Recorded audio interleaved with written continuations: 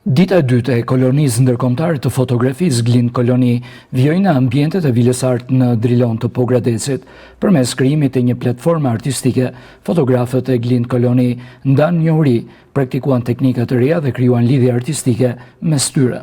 Veç fotografive në terren, Kolonia vijoi me workshope dhe një forum diskutimi, nga i cili u përzgjodhen shkrepjet më të mira fotografike të Pogradecit artistik, fotografi të cilat do të çojnë dritën e publikimit përmes botimit të një albumi luksoz që do të përjetësoj magjinë e ngjyrë të Pogradecit turistik.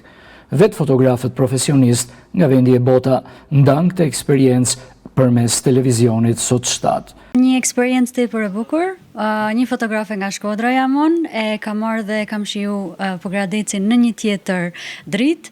Ishte një eksperiencë e bashkëndarë edhe me kolegë të tjerë fotograf, duke pa ngjyrat e mrekullueshme të Pogradecit. Gjatë kësaj kolonie u mësova të eksperimentoj me fotografinë e peizazhit, duke qenë se nuk ka qenë pjesë e objektivit tim fotografik, por kjo eksperiencë më mësoi dhe më hapi horizonte të reja krijuese.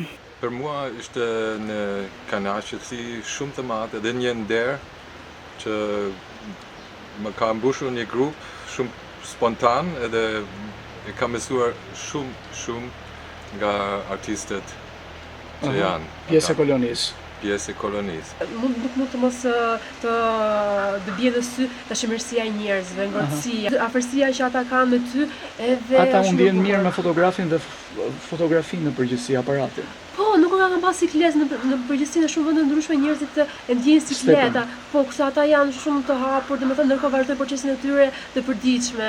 Nëpërmjet kësaj kolonie kemi arritë me pa një mënyrë diverse edhe qytetin, edhe banorët, edhe për mua ka qenë petë frymëzuese, si nga ana produktive e materialeve, por gjithashtu edhe nga ana e veprimit social.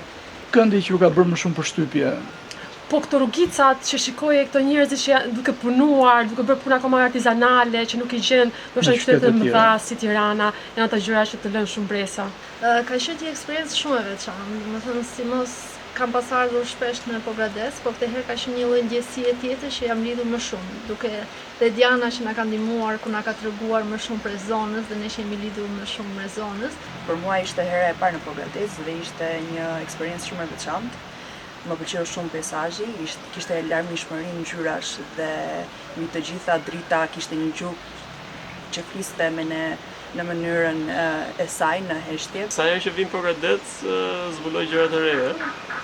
Është qytet që ndryshon, kemi takuar njerëz, kemi komunikuar me ta edhe kanë qenë miqësor me aparate. Goxha miqësor.